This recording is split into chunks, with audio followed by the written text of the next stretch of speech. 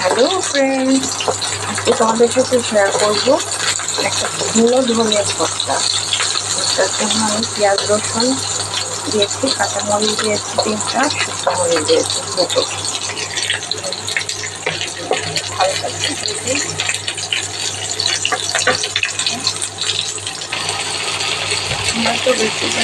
আমরা তো সবাই পটলগুলো এগুলোর খসা ছাড়িয়ে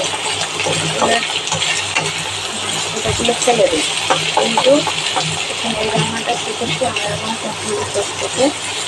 শাশুড়ির রান্নাটা শিখিয়েছে, মানে ভর্তাটা বানানো শিখিয়েছে। আর এটা হচ্ছে ভাজা ভাজা করবো, হালকা লবণ দিয়ে দিব, হলুদ দিয়েছে হালকা, হালকা লবণ দিয়েছে, ভাজি করবো। আমি এখানে দুটো তো পটলও নিয়েছি, মানে দুটো ছিল, কারণ দুটো নিয়ে নিয়েছি। আমি দেখি হালকা ফ্রাই হয়ে দিয়েছে, নামাবো।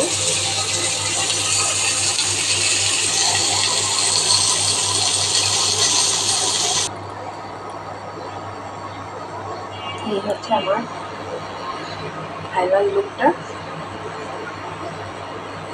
পটলের ভর্তা। আমি মাংস রান্না করবো, ভাজি মাংসের জন্য আমাকে মাংস আদা বাটা দিয়েছি, সবজি রান্না করছি।